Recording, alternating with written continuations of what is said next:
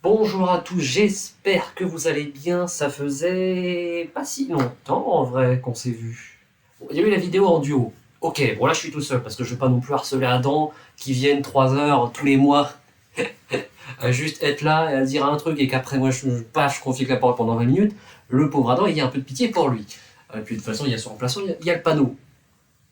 Il est tout beau, il est encore en biais parce qu'il n'arrive pas à être droit.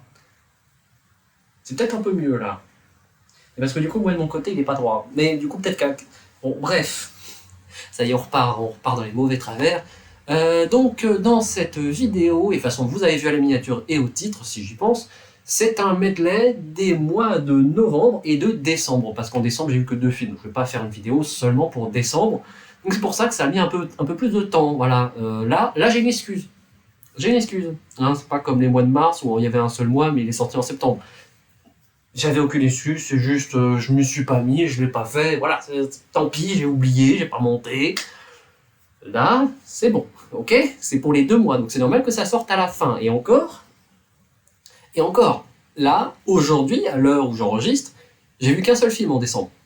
Parce que le deuxième de décembre, c'est Avatar 3, que je vais voir cet après-midi et demain. Oui, bon, cherchez pas à comprendre. Vous aurez une chronocritique. Normalement, la critique sur Avatar 3 sera déjà sortie, parce que je vais quand même essayer de sortir la chronocritique à critique en 2 spi, pardon. Non mais Benzaï, tu passes par là, ça n'a rien à voir, c'est un lapsus absolument pas révélateur. La critique en 2 spi sur Avatar 3 sera déjà sortie, parce que je vais essayer de la sortir avant les reviews mensuelles. Et j'en profite de pas avoir encore commencé la vidéo pour vous dire que sûrement en janvier, oui ça sera sûrement en janvier, il y aura 3 vidéos qui sortiront sur la chaîne, parce que quitte à copier tout le monde, autant aussi copier du Randall, hein, voilà, tant qu'à faire. Donc il y aura un top, un, un bot, j'allais dire un flop, non, faut pas non plus déconner, je vais pas tout les reprendre non plus, donc un bot, donc un bottom, hein, donc en gros les pires et les meilleurs films de l'année. Voilà, ça va être très dur, parce que ces derniers mois il y a eu beaucoup de merde. De toute façon on l'avait vu avec Adam, hein, déjà juste, quand on a 5 films, en prendre 3 pires c'est compliqué, alors quand on a 500, prendre les 10 pires, ou les 15 pires, ou les 20 pires, je ne sais pas, je verrai, parce que le choix va être dur. Donc on verra bien. Et est-ce que aussi je ferai une vidéo sur les Oscars? Pourquoi pas? Après tout, j'aime bien donner mon avis, mais bon, encore faudrait-il que les films sortent, hein, parce que la sélection sera disponible en fin janvier, je crois, alors qu'il y a des films qui seront dans cette sélection qui ne sortiront qu'en février en France. Donc je sais pas quand est-ce que je ferai cette vidéo, est-ce que j'aurai des moyens de voir les films avant, je ne sais pas. Dans le doute, je vais dire que non, parce que voilà, si un officier de la maréchaussée passe par là, dites-lui que j'ai dit non, voilà, je ne pourrais pas voir les films avant, c'est dommage, mais bon, c'est comme ça, après tout, il faut se conformer à la règle française qui est que les films sortent 3 mois après. Bref, commençons sans plus tarder parce que je me sens digressé avec L'homme qui rétrécit. Waouh. Alors oui, par contre, il y a des films qui sont dans cette liste, dont j'ai déjà parlé avec Adam, ou que j'ai déjà traité en chronocritique, hein, notamment Wicked 2 ou Zootopie 2, hein, voilà, que je vais passer plutôt vite dessus. Et même en décembre, Avatar 3, j'en parlerai pas parce que la chronocritique sera déjà, critique en 2 spi sera déjà sortie, donc voilà. Normalement, ça va être une vidéo courte. Normalement, il faudra juste que j'arrête de papoter comme ça. Donc, L'homme qui rétrécit avec Jean Dujardin, qui est une sorte de remake d'un film déjà sorti, je sais plus en quelle année, parce que j'ai absolument pas regardé la date. Voilà, je sais qu'il y a un film qui est sorti avant, mais j'ai absolument pas regardé lequel. C'était chiant. Voilà, c'était chiant parce qu'il passe la moitié du film à juste être dans sa famille, et ça fait une petite sorte de drame familial, et après 50% où c'est lui qui fait de la survie, et il y a 10% de phrases philosophiques balancées par Dujardin avec une voix monotone. Et là vous dites, mais attends, mais ça fait 110%. Bah oui, parce que c'était en trop, tout bêtement. Voilà, qu'est-ce que vous voulez que je vous dise? Ou bien tu fais un film full drame familial, ou bien tu fais un film full survie, ou bien tu fais un film full philosophique et tu mets plein de trucs et tout le monde s'emmerde, mais au moins tu fais ton délire d'arty.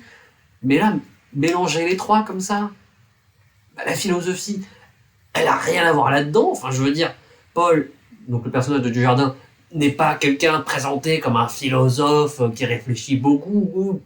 Non, il bosse dans les bateaux, il est architecte de bateaux. Je sais pas, c'est pas comme ça que ça se dit, mais voilà.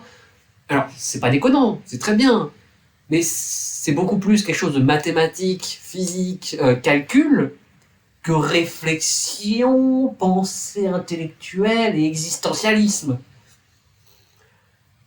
Alors, ça veut pas dire qu'il en est incapable, mais bon, c'est pas ce que la caractérisation de son personnage nous montre de lui. Tu vois, tu nous montrerais un intellectuel avec tout plein de bibliothèques derrière lui quand il parle. D'ailleurs, il faudrait qu'il pense de mettre une petite bibliothèque là, mais avec plein de livres de cul. Ça serait très marrant, mais bon, malheureusement, ça passerait pas sur YouTube, mais ça serait très marrant au demeurant de faire, oui, alors, bien sûr, je fume ma pipe invisible devant mes éditions japonaises du Kamasutra. Je suis quelqu'un de très intelligent, j'ai une bibliothèque derrière moi. Bon, allez, reconcentrons-nous. Donc, bref, l'homme qui rétrécit, c'était pas bien, voilà.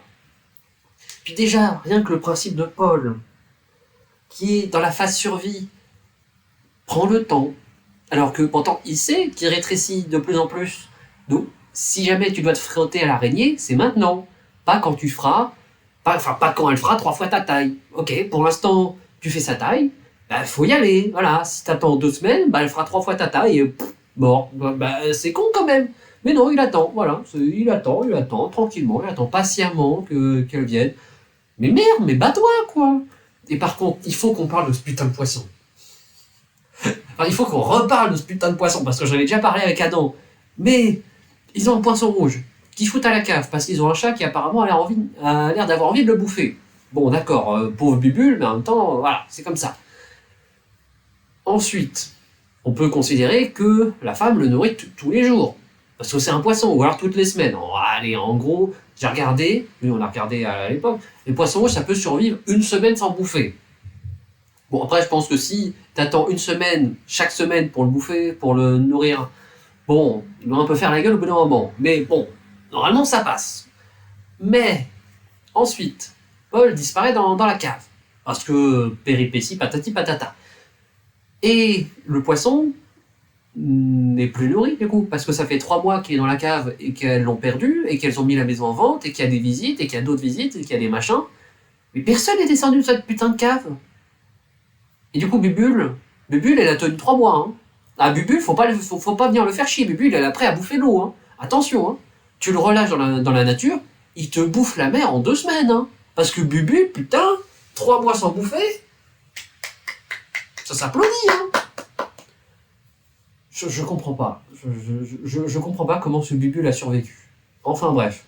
Et aussi un point que Adam avait très justement soulevé, c'était que vers la fin, il grimpe une armoire normande de 2 mètres de haut. Alors c'est bien, enfin ça fait beaucoup quand même. C'est-à-dire que là tu me demandes de gravir l'Everest demain, bon bah même s'il fait pas moins 30, bah en vrai c'est pas facile. Et lui il le fait, tranquille. Bah oui, hein, voilà.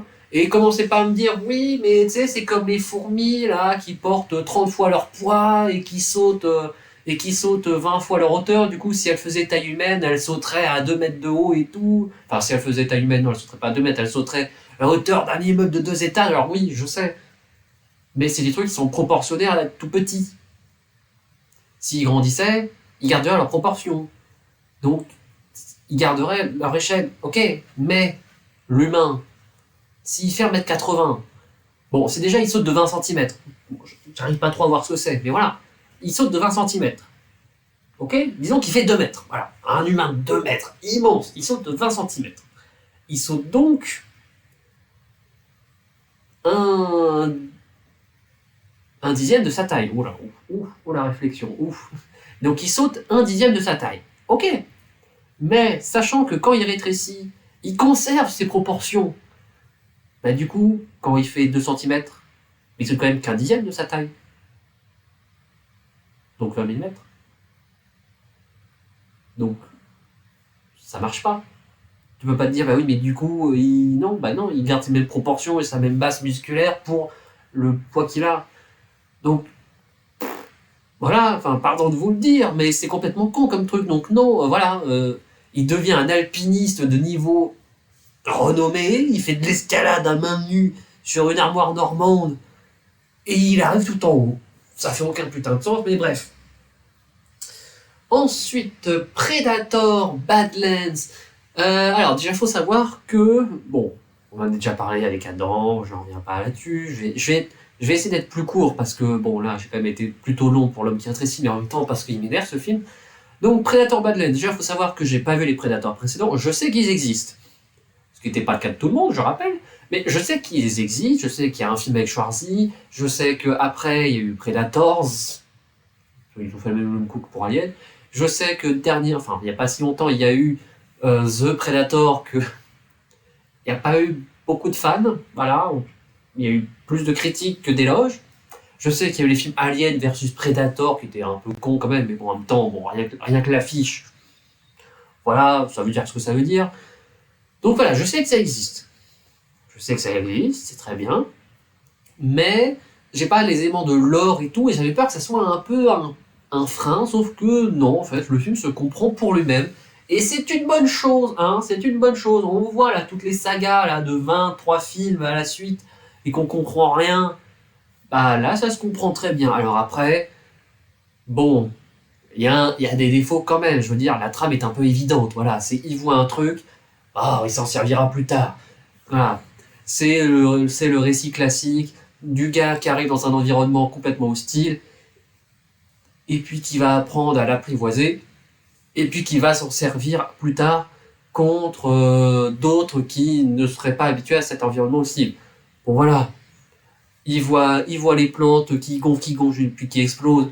Bon, on sait qu'il va s'en servir plus tard. Il voit les vers qui explosent. On sait qu'il s'en servira plus tard. Il y a un lézard qui crache de l'acide. Bah, honnêtement, je pense pas qu'il s'en servira plus tard parce que ça veut quand même dire faire copain-copain avec un lézard. Bizarre. Franchement, je sais pas comment il fait, mais il l'a fait. Bravo à lui. Mais bon, c'est un film qui se tient, qui était sympa. Qui était sympa. Ouais, c'était sympa. Voilà. Bon, après, voilà, c'est un film sympa, mais il faut pas non plus s'attendre à une maestria. Il n'y a pas non plus de fulgurance folle et tout. Les personnages, ouais, ils sont sympathiques. Mais c'est vraiment la dynamique de buddy movie classique. Par contre, il y a juste un petit truc, c'est que le gros monstre, bah, il est quand même vachement fragile. Alors ok, il se régénère et c'est super. Mais tu prends une petite lame, tu lui coupes le truc, tu prends une mitraillette, tu le mitrailles, il souffre. Bon, tu le jettes de l'intérieur, puis tu l'exploses, bah il meurt. Bon, il est vraiment fragile. Alors, ok, c'est un gros machin, voilà, c'est un gros matou. Mais il est quand même fragile. C'est un peu dommage. Voilà, je me suis dit que ça aurait peut-être été plus classe, et en plus il avait une armure. Bon, voilà, en fait, il faut vraiment viser pile poil les articulations, et en fait, tous ces efforts ne servent à rien, et c'est dommage, et voilà, mais du coup, ça rajoute encore à sa puissance, alors que là, bon, bah, tu lui coupes assez facilement la tête et la queue quand même. Bon, voilà, c'est une petite remarque comme ça. Bon, après, n'empêche que le film est bon. C'est pas, waouh, mais c'est bon. Contrairement à Insaisissable 3. Alors, j'ai entendu des gens dire que c'était le meilleur que c'était le meilleur des trois. J'en ai entendu d'autres dire, bon, c'est, c'est pas mieux que le 1, mais au moins c'est beaucoup mieux que le 2. Mais franchement, ça, hein? Donc ça c'est mieux. Hmm. D'accord, donc Insaisissable 3, c'est mieux que d'autres films de la même franchise, hein, parce que sinon, parlons des films en général, bon bref. Mais du coup, à quel niveau abyssal est Insaisissable 2? Parce que là, le film, je vous le fais, hein, c'est... T'as des personnages anciens avec des personnages jeunes, chacun a son pendant inverse, et ils font des petites blagues et tout, et il se passe des trucs, et on te montre des trucs, et après, ils se mettent tous ensemble, et papotent, et ils racontent ce qui s'est passé juste avant, ce qu'on n'a pas vu. Bah, en même temps, on ne nous l'a pas montré, donc c'est facile. Hein. Tout le principe de la magie, c'est de te montrer un truc pour que tu regardes pas l'autre. Bon, voilà. Sauf que là, bah là, on nous montre ça, et on nous fait le fuck en hors champ. Mais du coup, on peut pas le savoir qu'il y a un fuck. Enfin, mais du coup, c'est pas de la magie, c'est juste du hors-champ. Et pardon, mais le hors-champ, c'est pas de la magie, c'est du hors-champ. C'est une méthode économique pour faire passer des choses. Mais quand ton but, c'est d'arriver à camoufler des trucs en les montrant quand même, parce qu'il faut quand même il faut quand même que tu relèves la carte. Il faut juste pas qu'on voit comment est-ce que tu l'as eu. Mais tu peux pas le cacher. Enfin, je veux dire, un magicien qui te dit, ok, alors choisissez une carte dans votre esprit, ok, alors vas-y. Alors je prends ma carte, t'inquiète pas, tout va bien, tout va bien. Hop, est-ce que c'est ta carte? Oui, oh là là, bravo, je suis un grand magicien. Ben non, non, tout le truc c'est que, alors, ok, choisissez une carte, ok, paf, paf, paf, il fait le truc devant toi, donc tu peux le voir, tu peux voir qu'il fait rien, puis paf, est-ce que c'est ta carte? Oui, oh mon dieu. Voilà. Mais là, ce film, il le montre pas. Il fait le tour de carte derrière son dos. D'accord, allons-y. Puis pardon, mais le coup de la méchante, qui mine des diamants en Afrique du Sud, qui a une famille de nazis. Oh là là, mais en plus, l'actrice, elle a fait plein de trucs avant, donc qu'est-ce qu'elle fout là? Je ne sais pas. C'est quoi la prochaine étape pour elle? C'est tourner dans les films chrétiens? Peut-être, parce que là, la carrière, finito. Hein. C'est pas bien, c'est pas bien. Le film, il passe son temps à s'expliquer de ce qu'il a fait juste avant qu'il t'a pas montré. Donc, ça marche pas, c'est de la merde.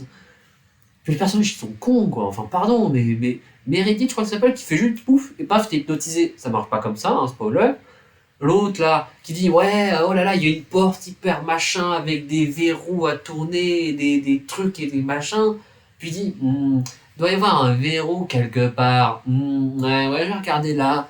Oh, tiens, il y a peut-être un emplacement où mettre une clé, et t'as l'autre après qui arrive. Bah non, regarde, tu. Hop là, c'est ouvert. Waouh, bravo. Ouh. Et puis en fait, tout ça n'était qu'une malversation. Parce que c'est pas l'œil qui leur a demandé de faire ça. C'est le gars, là. Oui, vous saviez qu'il était important, lui? Parce que vous savez, on sait qu'il a passé tout le film, et d'ailleurs toute sa carrière, à jouer le personnage du... ouais, non mais je te parle, mais... Ouais, pardon, ouais. Bon, bref, moi, quoi. Et en fait, à la fin, il se révèle comme étant le fils, enfin le petit-fils du papy nazi. C'est pas une fierté. Mais surtout l'héritier de la fortune, et frère de l'autre, et machin, et voilà, et en fait il est super assuré, et c'est lui qui a envoyé les cartes à la place de l'œil. Ouh. Bah pareil, c'était du hors-champ ça. Mais du coup, comment tu veux bah, ça marche pas. Enfin, c'est littéralement le même truc de... Et en fait, tout ça était un rêve. C'est complètement comparé, parce qu'en fait... Et tout ça, c'était lui. Ben, ça marche pas. Hein, voilà, pardon, je vais enfin... Non, pas enfin, mais voilà, je vais adresser un bon point à Inception, où tout le truc du film, c'est les gens qui partent dans les rêves et qui après savent plus trop s'ils sont dans un rêve ou pas, mais toute la thématique du film, c'est de savoir si t'es dans un rêve ou pas.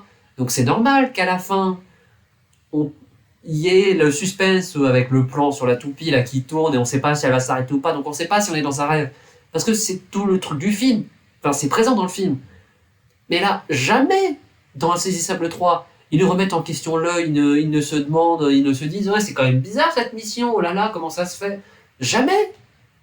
Mais du coup, ça arrive à la fin, mais pourquoi? Non, pourquoi? Non, ça ne marche pas, c'est juste pas bien. C'est vraiment le plot twist à la fin là qui est là pour ajouter un truc que t'as pas pu venir, que t'as pas vu venir, parce que t'aurais pas pu le voir venir. Et du coup, c'est le même principe, ça ne marche pas. Ça ne marche tout simplement pas. Et donc, en fait, leur magie, c'est pas de la magie, c'est du montage. Ils font pas de magie, ils font du montage dans le film. Ben oui, parce que c'est un film, connard, mais c'est pas des magiciens là, c'est juste des acteurs, et il y a du montage qui fait qu'on croit qu'ils font de la magie, mais c'est pas de la magie. Ça ne marche pas. Non, ça marche pas. Voilà, le film, il marche pas de bout en bout. Ils font venir. Mais le pauvre, comment il s'appelle? Comment il s'appelle, le gars des évadés? Morgan Freeman. Tout ça pour le buter 5 minutes après. Mais alors, le problème, c'est que t'es censé être content de sa présence. Bon, déjà parce que c'est Morgan Freeman, donc forcément, voilà. mais aussi parce que bah, tu l'as vu dans les films d'avant. Parce que bah, moi, je l'ai pas vu dans les films d'avant, parce que je m'en fous d'insaisissable. Et du coup, bah, j'en ai rien à foutre qu'il soit là, puis qu'il se fasse buter 5 minutes après, et qu'on nous dit « Ah non, pas lui ah. !»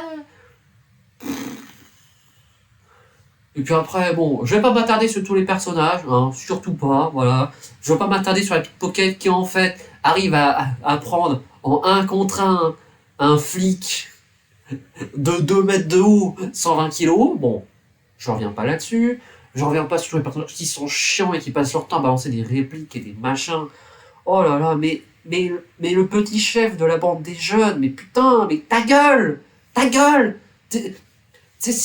À chaque déguisement que tu fais, c'est un patron incognito. Arrête de te la péter, tu pues la merde. Tous les plans que tu fais, soit puent la merde, soit marchent pas, soit marchent, mais font aucun putain de sens. Arrête ta gueule. Voilà, c'est tout. Passons à autre chose, sinon je vais m'énerver. Bon, Wicked partie 2. J'en reviens pas là-dessus, même si sur un petit point, c'est... bah non, en fait, je reviens pas là-dessus, parce qu'il y a une critique en 2 spi. Critique en 2 spi qui était trop courte. Alors voilà, on va pas se mentir, résumer un film comme ça en 5 minutes. Bon, je l'ai fait parce que c'est une critique en 2 spi, mais au final, je pense plutôt me caler autour des 10-15 minutes, ou alors, faudrait que j'écrive les critiques à l'avance pour pas passer mon temps à répéter des trucs et des machins. Sauf que j'en suis pas encore au stade où j'écris, hein, voilà, pardon, je vous aime bien, hein, mais bon, j'en suis pas encore à ce stade-là. Pour l'instant, je me concentre plutôt sur le stream que sur les vidéos, vraiment, à faire un script et tout ça, non. Du coup, plutôt 10-15 minutes, comme pour Zootopie 2, hein, qui je trouve mieux. Bon, qui a fait 2 vues, parce que la miniature est dégueulasse, et qu'en même temps, Zootopie 2, bon, tout le monde s'en fout. Weekend partie 2, pourtant, les gens en ont quelque chose à foutre. Bizarre. Mais bref, pendant 5 minutes, c'était trop court. Ça m'a pas permis de développer un peu plus sur Figaro, sur les animaux, sur leur rôle, sur le fait qu'ils se barrent, qu'ils laissent, et qu'est-ce que ça veut dire et tout ça. Bon, ça m'a pas permis d'aborder tous les éléments du film que j'aurais voulu aborder, mais en même temps, je vais pas y revenir là-dessus, parce que le film est sorti en novembre et tout le monde s'en fout. Mais je répète que j'ai bien aimé, malgré des défauts évidents, qui étaient pareils dans le 1. Je veux dire, les problèmes de rythme, c'était déjà dans le 1. Les musiques, avec leur style très Broadway. Bon, moi j'aime bien dans le film. En général, je suis pas trop fan, mais là, dans le film, je trouve que c'était bien inscrit dans l'univers, parce que l'univers, c'est un univers de Broadway. Enfin, je veux dire, tous les personnages avec tous leurs costumes, avec des très beaux costumes par ailleurs, hein, avec l'ambiance feel good du film, avec Glinda qui est super et tout, et voilà, et tout le monde est là, ah, c'est Glinda, t'es super. Bon, je reviens pas là-dessus, je reviens pas sur son humour qui est. Bah, c'est un. Disons que tous les personnages sont des bitches, et surtout Ariana Grande, mais en même temps, elle le fait si bien. Donc on peut pas lui reprocher, c'est tout le but de son personnage d'être une bitch. Mais super, avec, oh là là, avec les cheveux. Bientôt je pourrais faire pareil, hein, remarquez. Dans 2-3 mois. Ouh. Bon, donc j'en reviens pas là-dessus, mais en tout cas, j'ai bien aimé. J'ai beaucoup aimé. Mais je reconnais qu'il y avait des défauts qui peuvent rebuter certains. T'as pas changé. Aïe aïe aïe aïe. Alors t'as pas changé. En fait, le problème, c'est que j'en attendais encore quelque chose. C'est dommage. C'est dommage. Vraiment, j'ai pas aimé pour plusieurs raisons. Déjà, petit contexte. Mes parents sont allés le voir et m'ont dit « Oh bah là, c'est quand même beaucoup mieux que classe moyenne. » Bon, je me suis dit, c'est pas très dur, mais surtout, peut-être que c'est quand même Jérôme Commandeur, généralement j'aime bien, Laurent Lafitte, quand même. Laurent Lafitte, avec une moustache ou rasée. Parce que j'ai un théorème sur Laurent Lafitte. C'est que quand il est barbu, il est sympa. Quand il a la moustache, c'est un enfoiré. Et quand il est rasé à blanc, c'est une immonde petite putasse. C'est mon théorème sur Laurent Lafitte et sa relation pilosité-rôle. C'est que mon avis. Après, bon, je veux dire que dans les films dans lesquels je l'ai vu, ça se confirme. Après, moi je dis ça, je dis rien. Bref, et François Damiens, que je trouve le moins intéressant des trois, parce que, hors du film, voilà, mais avant d'aller voir le film, François Damiens, c'est celui que j'aime le moins. Non pas que je l'aime pas, mais juste, bon, je trouve qu'il a un rôle, voilà, c'est sympathique, mais bon, voilà. C'est pas non plus un humoriste ou quoi que tu peux aller voir en dehors, c'est juste, c'est un acteur qui fait son rôle de belge chauve, voilà, c'est très bien, je m'en fous, voilà, bref. Donc le film, c'est une bande de trois potes, le quatrième meurt comme un con, voilà, il va chercher la bagarre puis meurt comme un con hors champ, voilà, comme un Sable 3, donc super. Et donc, les trois potes se décident à envoyer un message à tous leurs anciens collègues de classe du lycée Trucmuche pour organiser une boum, voilà. Sauf qu'en fait, c'était des connards au lycée, du coup, personne ne veut y aller, et bref, ça emmène tout plein de trucs. Vous avez vu la bande-annonce, vous avez vu la plupart du film quand même, on va pas se mentir. Et j'ai trouvé que c'était un film... comment dire? En fait, il y a des blagues qui sont bonnes, mais... Mais juste, l'éthique même du film n'est pas bonne. Enfin, c'est un film qui est cruel avec les gentils et complaisant avec les connards. Enfin, ça marche pas. Enfin, le personnage de Laurent Lafitte, c'est un immonde connard et il se passe pas grand chose pour lui. Alors ok, il se prend un râteau de Vanessa Paradis, mais c'est tout. Mais à part ça, bah il chante et c'est ce qu'il veut faire. Il baise dans les chiottes, mais en même temps ça n'a pas trop l'air de le déranger. Il se fait vite fait rappeler à l'ordre par son ancien crush sur la prof d'allemand. Mais en même temps, ça n'a pas trop de conséquences, et en plus, ça lui offre un parfum à la fin, donc tout va bien. Alors que le personnage de Géant Commandeur, j'ai oublié son prénom, vraiment leur prénom, j'ai oublié, j'en ai rien à foutre, bah, il lui arrive que des crasses, le pauvre. Alors, ok, ça va dans le personnage, et à la fin, il se met avec Vanessa Paradis, mais bah, il en prend quand même plein la gueule, hein, alors que lui, c'est un gentil. Et du coup, bah, c'est juste méchant. C'est juste méchant. Et la prof d'allemand. Mais la prof d'allemand, mais ce qu'elle prend dans la gueule, la pauvre. Alors que c'est une gentille, c'est une victime. Et du coup, le film se moque pas des bonnes personnes. Et c'est pas bien. Faut pas se moquer des mauvaises personnes. Parce que tout le principe de l'humour fait par des connards, c'est que tu dois montrer, de un, que c'est des connards, ou qu'ils ont tort, et les punir pour ça. Enfin, typiquement South Park, ok, Cartman est hyper raciste et tout, mais il se prend des sondes dans le cul. Voilà. Ou alors, tout le monde se fout de sa gueule parce qu'il est gros. Et ça permet de justifier le fait que ça soit un connard raciste. Et justement, c'est parce qu'il va trop loin que tu peux pas le prendre au sérieux. Enfin, pardon, mais quand il s'imagine... Enfin, je me souviens d'un épisode, bon après c'est assez confus dans mon esprit, où il se moque de Token, qui est d'ailleurs Token, justement rien que son nom montre bien que c'est la caution raciste. Voilà, c'est son nom, c'est jeton, caution, tout ce que vous voulez. Où il s'imagine que parce qu'il a mal parlé à Token, va y avoir une apocalypse zombie, sauf que les zombies seront des noirs qui voudront tuer tout le monde, et parce que, oh mon dieu, et du coup il faut absolument que s'excuse avec Token, oh mon dieu, il part dans des plans, il prend l'avion et des machins et tout, et justement, ça va trop loin, tu peux pas le prendre au sérieux.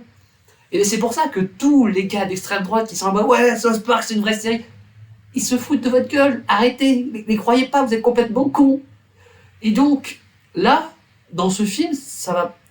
Déjà, soit ça va pas assez loin, soit les personnages qui vont trop loin ne sont pas punis, ou rappelés à l'ordre, ou présentés comme des connards finis.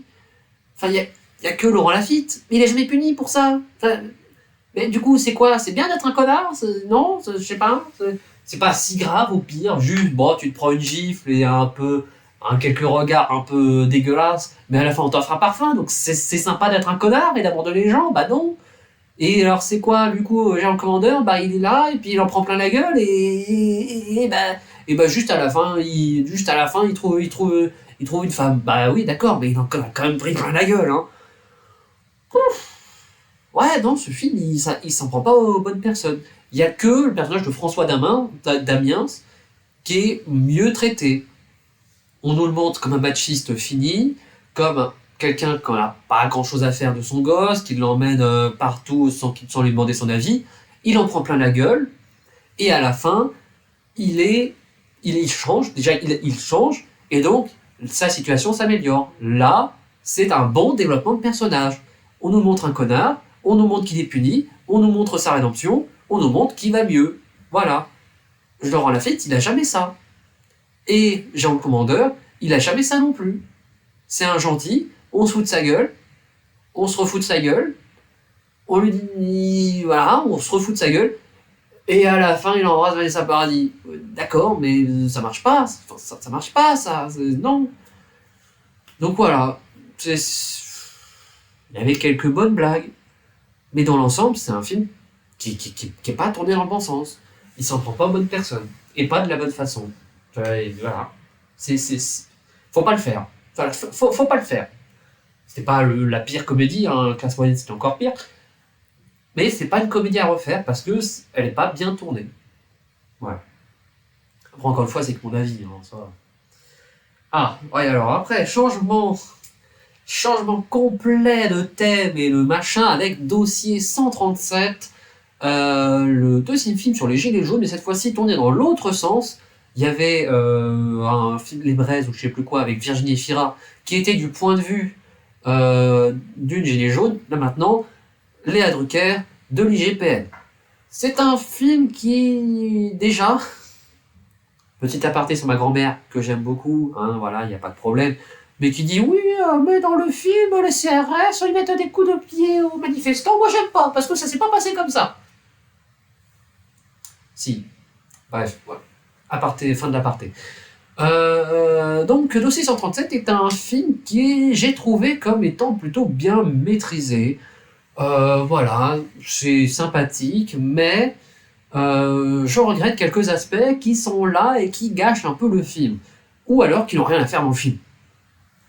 Parce que typiquement, sa relation avec son ex et la nouvelle compagne de son ex, qui font eux-mêmes partie de la police et qui reprochent à l'IGPN d'enquêter sur les collègues, et voilà, et ça va en clash, oh mon Dieu. Bah, c'est assez peu développé. Voilà, il y a une scène au bowling, une scène au judo, et c'est tout. Et ça reviendra jamais. Et ça va même pas ça va même pas enchaîner une remise en question, parce que elle considère qu'elle a raison. Bon, ça tombe bien, moi aussi je considère qu'elle a raison, mais et voilà. Et du coup, ça apporte rien. C'est juste, ça apporte une mini tension avec un personnage qu'on revoit pas. On voit 5 minutes, donc on s'en fout. Ensuite. Bon, pour le coup, c'est un détail, mais à un moment, elle va interroger tous les chefs des différents services de la police qui intervenaient sur le terrain à ce moment-là. Et il y a un montage qui coupe successivement sur chacun et qui entraîne une évolution du récit. Voilà, au début, tu as la version de chacun sur tel truc, puis ça avance, puis machin. Bon, bref, c'est plutôt bien fait, mais clairement, tu vois que dans le tas, il y a un connard. Et qu'est-ce qui se passe à la fin? Bah, c'est celui qui agit comme un connard qui était le chef des connards. Bon, c'est pas très subtil, voilà.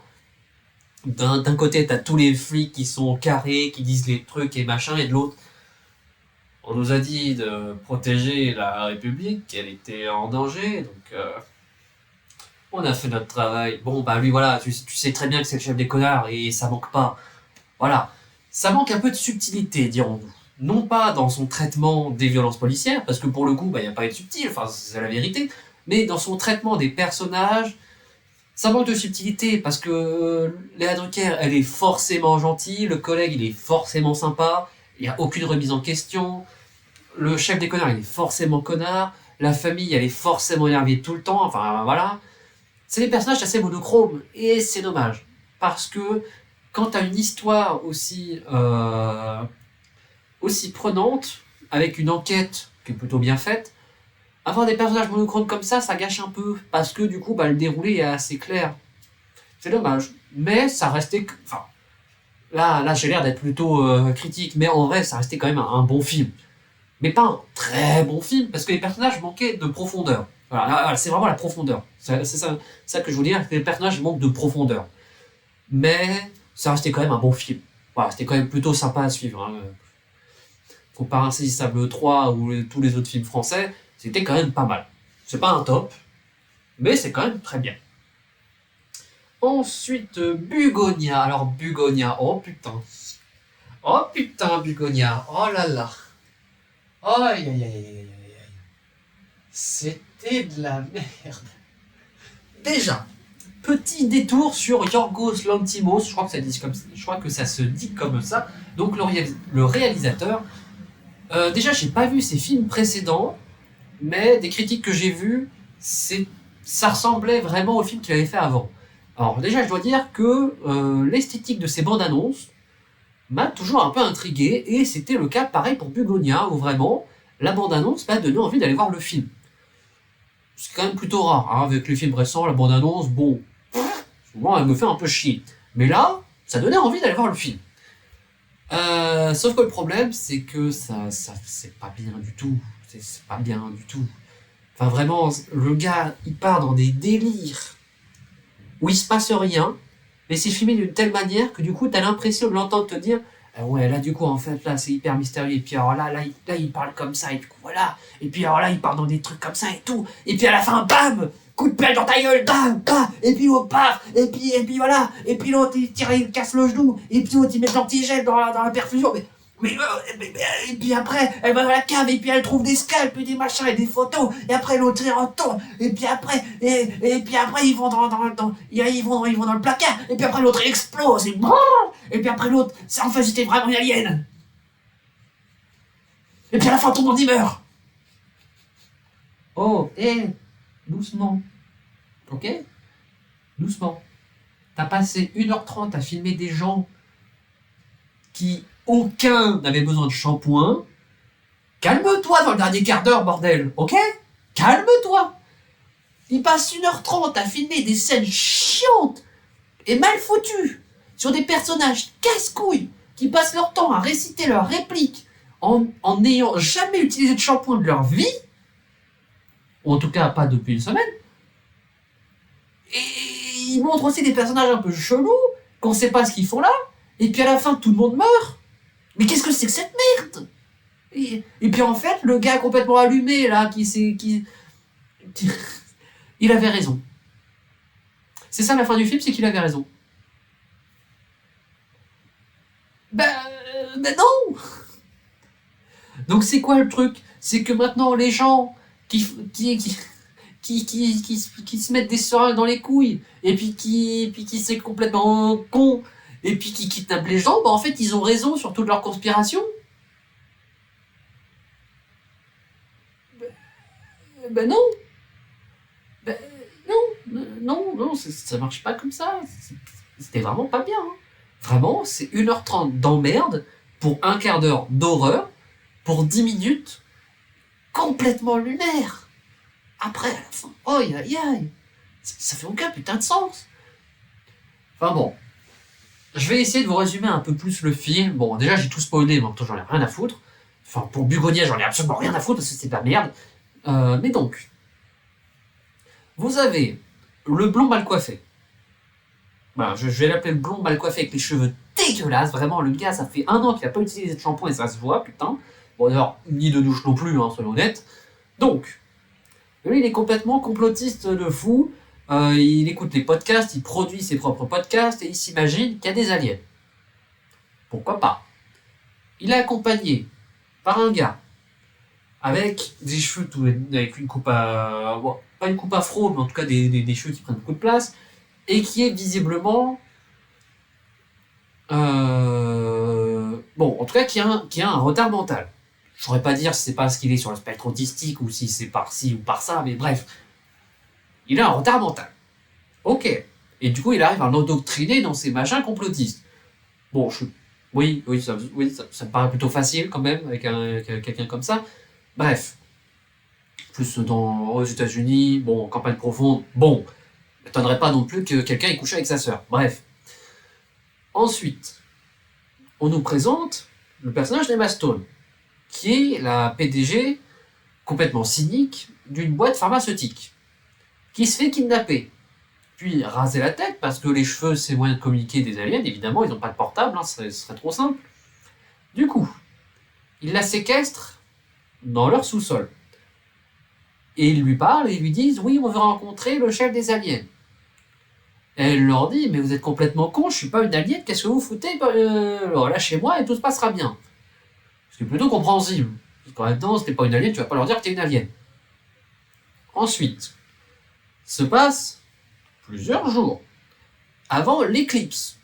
Sachant que, entre chaque jour, il y a un écran sur la Terre plate, enfin, il y a une transition. On nous montre une Terre complètement plate et on nous dit tant de jours avant l'éclipse, ouh, voilà, parce que évidemment les films découpés en chapitres c'est toujours une bonne idée, hein, de découper ton récit au lieu de montrer une évolution naturelle, c'est vrai que c'est beaucoup mieux hein, de faire des coupures artificielles. Bref, c'est beaucoup mieux, voilà, c'est super.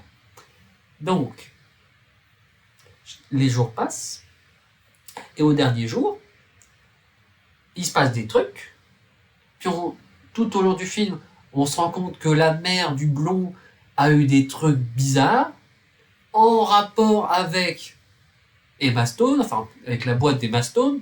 Du coup, on commence à se dire qu'en fait, tout son truc d'alien complotiste, tout ça, c'est du bullshit, juste pour endoctriner son pote, juste pour qu'il l'aide à séquestrer Emma Stone, qui est la PDG responsable du sort de sa mère. Ça, franchement, ça aurait été une conclusion qui me semblait bien mieux, hein, de dire qu'en fait, c'était un manipulateur, ce qui est visiblement le cas, sauf que bon, alors on ne nous le montre pas comme ça, mais bref. Sauf qu'en fait, à la fin,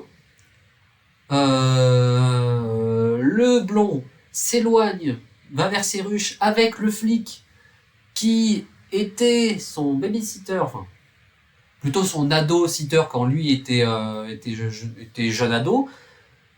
Et apparemment, il y a eu des bails chelous entre eux parce qu'il tient tout le temps à s'excuser, mais on ne saura jamais ce qui s'est passé. Et ben, en même temps, apparemment, le film s'en fout, vu qu'il ne nous montrera jamais, nous expliquera jamais, et ça se ressentira jamais. Voilà, on sait pas ce qui s'est passé. Apparemment, il s'est passé un truc, ce qui justifie le fait que t'aies 5 minutes de discussion entre eux où t'as le flic qui est en mode écoute, Badé, je suis désolé pour ce qui s'est passé avant, mais on sait pas ce qui s'est passé, on s'en fout, ça sert à rien, ça ne ressurgira jamais dans le récit, sauf quand lui en parlera, ce qui du coup n'a aucun intérêt. Pendant que Emma Stone reste seule avec le gars au retard mental avec un fusil, puis elle arrive à lui parler et lui dit ok, alors je veux bien partir avec vous, mais prenez le blond aussi. Elle lui dit ok, super, n'oubliez pas. Bouah, il se met une balle dans la bouche, elle est recouverte de sang, parce que le blond entend le coup de feu, du coup il bute à coup de pelle le flic. C'est quand même très brutal, hein, faut pas déconner. Ensuite, il se rend dans le sous-sol, il voit que son pote est mort, et là, Emma Stone lui dit ouais, en fait, je suis une alien, et tu vois l'antigel qui est dans ma voiture, c'est pas de l'antigel, c'est le remède pour ta mère. Du coup, il prend la crosse, il lui pète le genou, c'est dégueulasse, il prend l'antigel, il prend son vélo, il est encore recouvert plein de sang, donc vraiment, il n'y a personne qui va l'arrêter, évidemment. Il se rend dans l'hôpital, et pouf, il met de l'antigel dans la perfusion, mort. Bah oui, mettre de l'antigel dans une perfusion, tu t'attendais à quoi? Du coup, il retourne dans sa maison. Mais pendant ce temps-là, pendant que lui sont à l'hôpital, Emma Stone se rend au fin fond de la cave qui était scellée et découvre des scalps, des photos de morts et tout ça. Et quand le blond revient, elle lui demande bon alors, il y en avait combien des aliens là-dedans, hein, parce qu'il y en a quand même 20 personnes que tu as découpées là. Bah, il y en avait 2. Donc au final, il sait que les aliens existent, donc les aliens existent. Sauf qu'il est quand même complètement ahuri. Donc, je sais pas. Ensuite, ils partent tous les deux dans le bureau de la PDG, qui réapparaît du jour au lendemain en boitant avec un gars qui pue et qui est moche, et personne ne se pose aucune question, en tout cas pas suffisamment pour lui poser la question. Puis, elle écrit sur la calculatrice un truc, lui donne un machin, lui dit de se mettre dans la cave, enfin dans le placard, il explose. Bah, non. Enfin, pourquoi? Alors, il a une ceinture d'explosifs. Là, si jamais elle veut la lui mettre à l'envers, il se fait exploser, merci, au revoir. Mais du coup, il est dans le placard. Pourquoi il explose maintenant?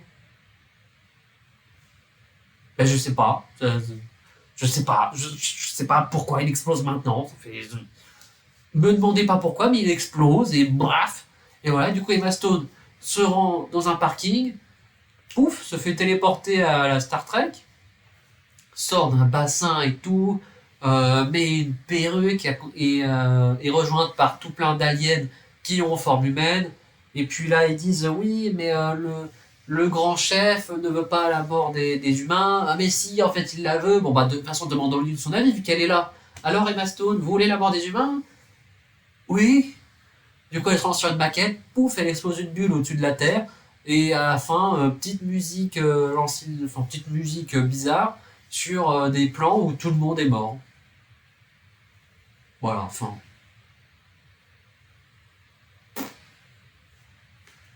Moralité du film, bah, soyez blond, ayez les cheveux dégueulasses, soyez un connard, vous aurez raison. Qu'est-ce que vous voulez que je vous dise d'autre? C'est tout. C'est juste pas bien. Franchement, les plans sont jamais beaux. Enfin, c'est vraiment un film très particulier parce qu'il y a une vision, mais qui est dégueulasse, avec des personnages qui ont un caractère, mais qui sont des connards, et une histoire qui a une fin, mais qui est pas bien. Enfin, vraiment, le film est juste pas bien. Mais c'est pas un film pas bien parce qu'il y a rien, ou parce que, voilà. Non, non, il y a un truc. C'est juste ce truc-là est pas bien. Et du coup, bah, quand on me dit que ça, c'est typiquement un film de Yorgos Lanthimos, bah, j'avoue que ça me donne pas trop envie de voir les autres. Bon, déjà qu'Emma Stone, je la trouve pas super, voilà, mais si tous les autres films ont la même vision, euh, bon, on verra ça. Peut-être que cette vision-là était pas bien, mais peut-être que les autres, c'est mieux. Je verrai bien un autre jour. Ensuite, Zootopie 2, bon, ça, j'en ai déjà parlé longuement. Juste petit truc. Rendons hommage, et surtout, je tiens à m'excuser avec UGC, oui, ce n'est pas sponsorisé. Mais surtout, Adam, si tu passes par là, je t'ai complètement bullshité la gueule. Parce que, petite explication, dans certaines salles du cinéma UGC dans lequel je vais, avant que le film commence, il y a une petite animation qui se lance et qui dit waouh, waouh, nouvelle technologie, projection laser 2.0 et son surround 7.1. Et j'avais dit à Adam que ça changeait rien. Et je maintiens ce que j'ai dit pour la projection laser. Enfin, la projection laser, vraiment, j'ai pas vu de différence aucune. Par contre, au niveau du son, entre une salle qui n'a pas ce truc et une salle qui l'a, parce qu'il y a l'image devant, ça change les trucs. Hein. Et surtout, je peux vous le dire, parce que j'ai vu le même film. C'est pas, oui, il y a un film qui le faisait bien, il y a un film, je sais pas, non. Sur le même film, deux salles différentes, une avec le nouveau truc surround et l'autre sans, c'était pas du tout la même expérience. Hein. Donc, je vais pas reparler du film, mais juste, je tiens à m'excuser pour m'être moqué du fait que avoir le nouveau truc surround ça changeait rien, ça change un truc. J'espère que pour Avatar 3 il y aura. Et ça, voilà, j'espère. En tout cas, ouais, ça change vraiment des trucs. T'as beaucoup mieux la représentation des machins. Et surtout dans un film d'animation où tous les sons sont faits, enfin sont rajoutés, il n'y a pas de sons de tournage normaux, bah, ça rajoute vraiment quelque chose parce que du coup ils peuvent vraiment placer les éléments où ils veulent et tout. Ça ajoute vraiment quelque chose, c'est vraiment sympa.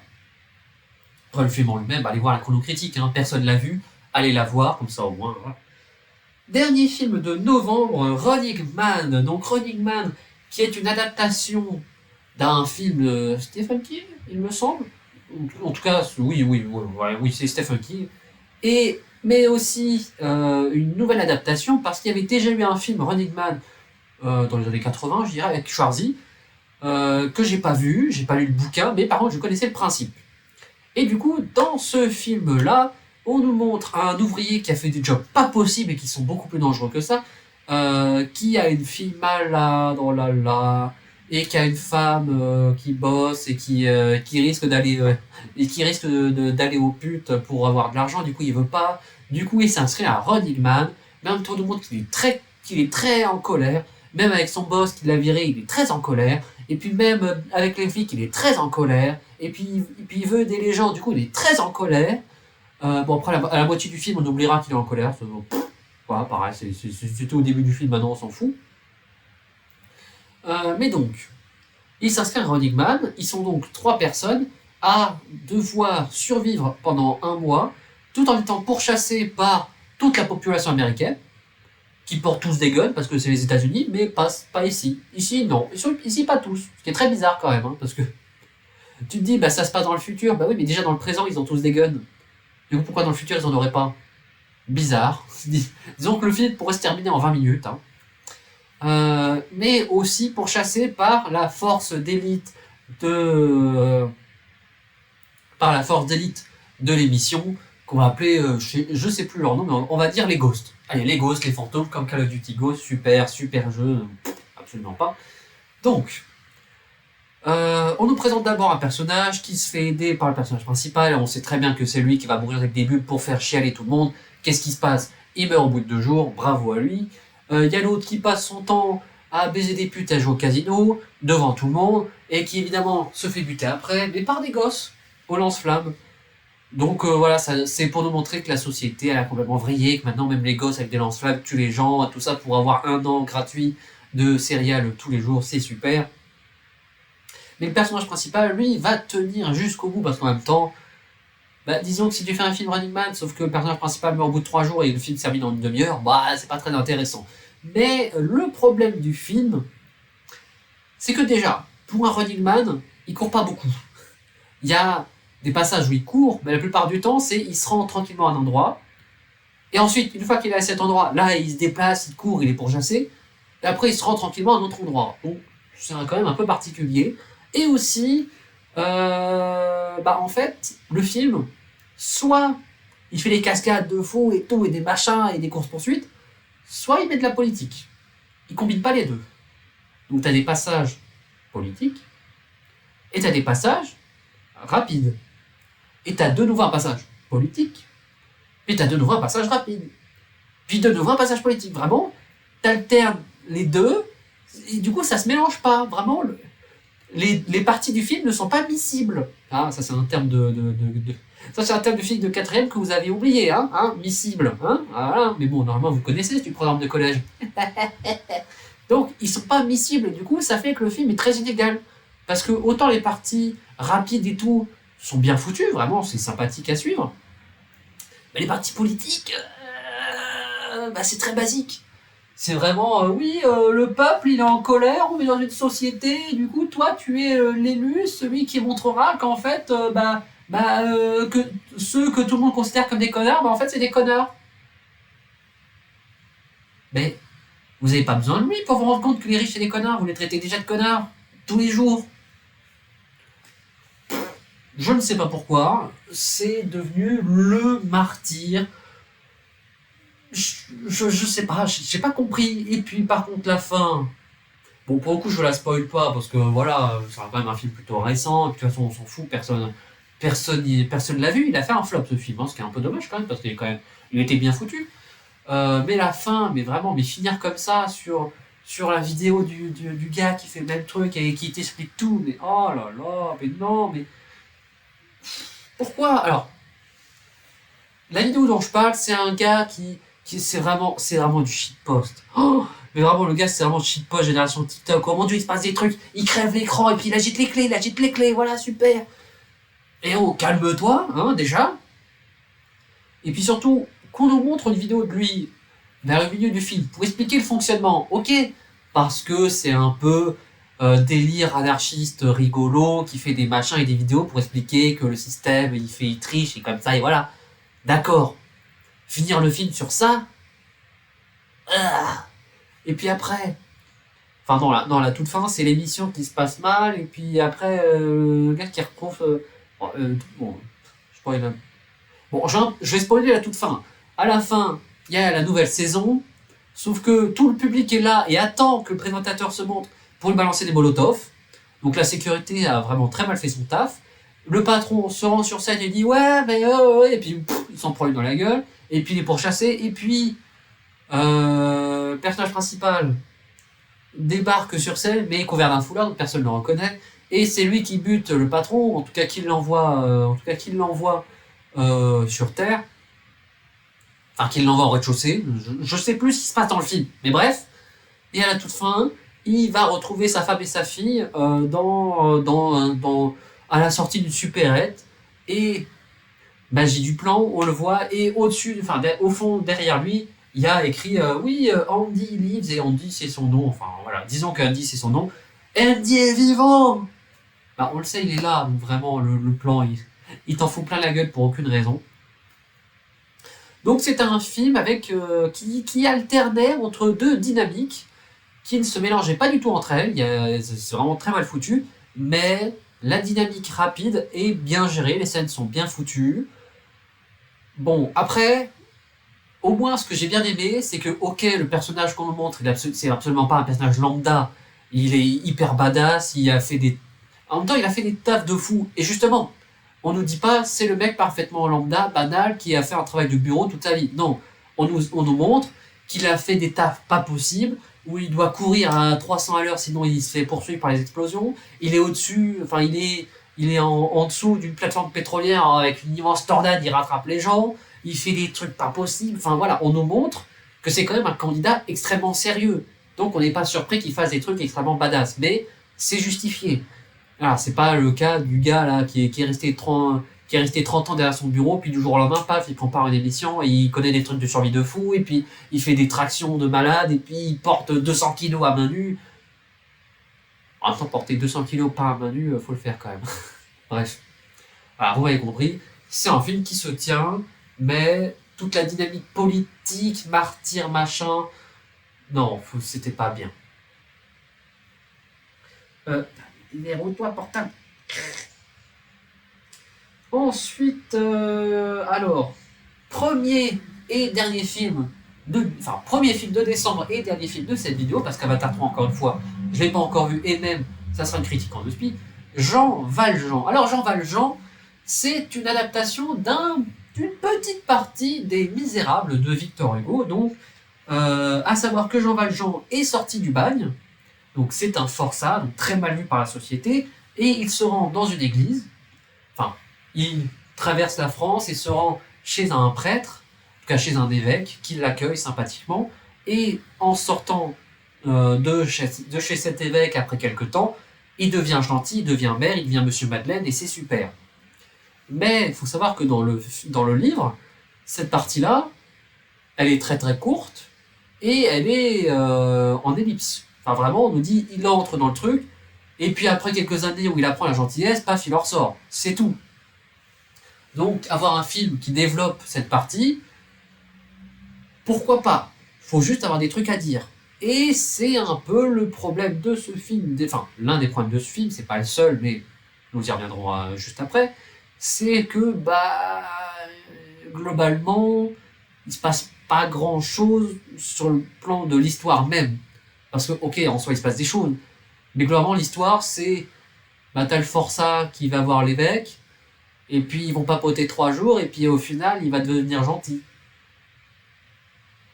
Il n'y a pas d'enjeu interne au film. Il n'y a pas d'enjeu. L'enjeu, c'est est-ce que Jean Valjean va devenir gentil? Ce qui était déjà l'enjeu dans le livre, du fait qu'il est devenu gentil. Donc c'est même pas un enjeu parce que tu sais qu'il va l'être. Donc le film manque d'enjeu, déjà. Et aussi, j'ai trouvé que c'était un film... en fait, c'est pas un film, c'est un roman mis sur écran, qui peut paraître complètement con comme réflexion, parce que évidemment tous les livres adaptés sont des films, mais donc tous les livres, enfin tous les films, enfin tous les films adaptés de bouquins ou qui remettent une partie de l'histoire d'un bouquin sont des bouquins sur un écran, mais ils ont les codes des films. Là, il a vraiment toutes les gimmicks d'un livre, c'est-à-dire les personnages avec globalement un caractère, voilà, c'est pas des personnages très profonds, parce qu'on n'a pas toujours le temps de tous les développer, qui balancent toujours des grandes répliques, même le forçat il balance des grandes répliques qui font réfléchir, avec de la voix off tout le temps, tout le temps, tout le temps. Soit t'as un personnage qui parle, soit t'as une voix off, t'as très peu de moments de grand silence en fait. Ou alors, non, en fait, t'as jamais de passage de silence. Il y a toujours soit une action, soit un mouvement, soit un machin.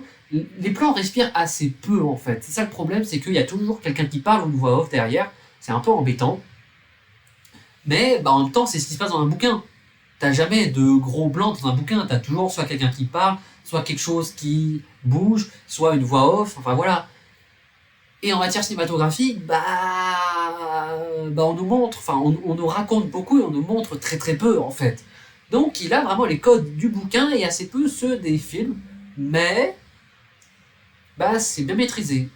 C'est bien maîtrisé parce que ça reste sympathique, mais pour les mauvaises raisons presque, ce qui est un peu dommage. C'est un bon film, mais pour les mauvaises raisons, mais voilà. Ensuite, petit aparté sur ce que dit ma grand-mère, voilà, parce qu'encore une fois, ma grand-mère est allée voir, et elle a trouvé que les scènes en intérieur étaient très sombres. Et je suis d'accord, les scènes sont très sombres. Bon, en même temps, c'est dans la digeste du film, évidemment, voilà, y a pas de plafonnier au plafond, oui, oui, donc il n'y a pas de plafonnier qui éclaire tout. Évidemment, c'est des petites poupiottes, c'est une cheminée, bon. Mais c'est vrai que c'est sombre. Et c'est vrai que du coup, bah, on nous montre assez peu parce que bah, y a pas grand chose à montrer parce qu'il fait nuit. Ce qui est encore une fois dommage. Et j'ai été un peu déçu qu'il n'y ait pas de jeu d'ombre et de lumière, justement, alors que pourtant ça aurait été l'occasion parfaite de faire des jeux avec l'ombre pour montrer des trucs, au lieu de juste raconter. Mais non, non, non, le film fera jamais l'effort d'exploiter toute l'ombre de ses plans d'intérieur. Ce qui est dommage, et c'est pour ça qu'encore une fois, bah, c'est un bon film, mais pas pour les bonnes raisons. Parce que le fait de ne pas jouer avec toute l'ombre présente sur un plan, bah, c'est dans les bouquins. Parce que les bouquins, tu t'imagines pas l'ombre. Ou alors, soit tu décris quelque chose qui est dans la lumière, mais parce que de toute façon, tu mets la lumière toi-même dessus. Tu montres pas ce qu'il y a dans l'ombre. Et si jamais un bouquin te parle de quelque chose qui est dans l'ombre, bah, il met la lumière dessus. Du coup, bah, c'est pas dans l'ombre. Alors que dans un plan de cinéma, t'as quelque chose qui est dans la lumière, et t'as des trucs qui peuvent être dans l'ombre. Mais on te les montre jamais précisément, sinon c'est plus dans l'ombre. Parce que bon, pardon, mais si on fait un plan directement sur de l'ombre, bah on te le montre, donc on met de la lumière dessus, on met le projecteur dessus, le projecteur de cinéma, voilà. Du coup, c'est plus dans l'ombre. C'est ça tout l'avantage du cinéma par rapport au bouquin, c'est qu'on peut te montrer plusieurs choses en même temps, avec différents degrés d'importance, et tu peux te concentrer sur l'un et oublier l'autre, et paf, ça te surprend. Ou alors, justement, parce que tu comprends la symbolique, tu te concentres plus sur ce qu'il y a dans l'ombre que sur ce qu'il y a en lumière.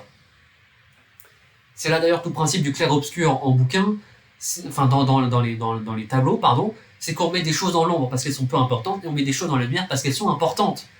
C'est quelque chose qu'on ne peut pas faire en bouquin. Et du coup, c'est quelque chose que ne fait pas le film. Ce qui est dommage. Ce qui est dommage, encore une fois, c'est dommage. Ensuite, au niveau du jeu des acteurs, bon, là c'est des personnages de romans, donc ils ont un caractère et ils changent assez peu. Ou alors, les seuls moments où ils changent de caractère, c'est dans le passé. Voilà, typiquement, le personnage de Bernard Campan, je sais jamais s'il s'appelle Bernard ou Bertrand. Bernard Campan, donc bref, l'évêque, bah avant il n'était pas comme ça, mais avant. Et du coup, comment on nous montre qu'il a changé? Avec un flashback et une voix off. Comme ce que ferait un bouquin. Mais c'est pas ce que ferait un film. Ben non, parce qu'un film, il aurait le temps de nous montrer des machins et son changement de caractère, il aurait le temps de faire tout plein de petits dialogues, mais non, c'est un bouquin sur écran. Du coup, il fait un flashback avec une voix off, et puis un petit passage, et puis voilà, et puis retour à la réalité où il a toujours le même caractère. C'est dommage, c'est dommage. Voilà, le film exploite pas assez. En fait, le film exploite très peu le médium du cinéma. C'est un film qui n'est pas cinématographique. C'est un film qui est très littéraire. Ce qui est dommage en soi, parce que bah, quand tu fais un film, tu fais un film. Tu fais pas un bouquin sur le cinéma. Tu fais un film. Pareil, quand tu fais un bouquin, tu fais pas un film sur papier. Tu fais un bouquin. Voilà. Chaque médium a ses codes, et il faut les mettre en application, sinon c'est pas... Sinon, ça perd de son utilité. Et ça perd de son charme.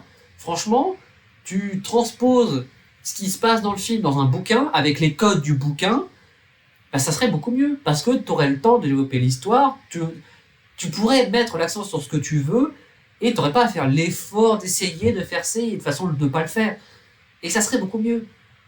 Là, bon, c'est encore une fois, voilà, c'est ma critique du film, c'est que c'est un bouquin c'est un bouquin transposé sur un écran, mais avec les codes du bouquin. C'est dommage. C'est dommage. Et je crois que c'est la fin, n'est-ce pas? Bah oui, oui. Et oui, c'est la fin parce que le prochain et le dernier film de décembre, ça sera Avatar 3, sauf que je ne l'ai pas encore vu. Ça sera cet après-midi et demain soir. Bon bah, voilà. C'est la fin de cette vidéo. J'espère qu'elle vous a plu. J'ai peut-être été un peu plus confus sur certains films que d'autres, mais en même temps, c'est des films que soit j'ai bien aimé, soit j'ai pas aimé, mais jamais pour des raisons évidentes. Voilà, il y a pas de... Tous les films ne sont pas des Insaisissables 3 où les conneries sont évidentes et tout, voilà. C'était des films un peu plus nuancés, un peu plus profonds, un peu plus construits, mais pas de grosses révélations ou pas d'énormes flops. Mais c'était quand même une bonne sélection. Voilà, j'espère que la vidéo vous a plu. N'hésitez pas à vous abonner, mettre un like, partager la vidéo. Voilà, comme si on était en 2010. Coucou maman, s'il te plaît, pitié. Alors c'est super que tu mettes des commentaires, j'apprécie. Mais pas un commentaire à chaque fois que tu penses à un truc. Attends-moi d'avoir vu la fin de la vidéo et mets tes trucs dans un commentaire. Comme ça, je pourrais y répondre en une seule fois. Voilà. Pour le référencement, c'est moins bien, mais je préfère. Et n'hésite pas à écrire tarte aux pommes. Comme ça me montrera que tu es resté jusqu'à la fin. Allez, des bisous YouTube. Bah voilà, non, mais voilà, des bisous YouTube. Hein. Hop, on se retrouve je sais pas quand, en janvier en stream, mais en même temps, je vous dis, on se retrouve en janvier en stream, sauf que cette vidéo va sortir en février parce que je ne l'aurai pas monté avant. Voilà, bon, bref. Allez, des bisous. J'arrête de vous embêter.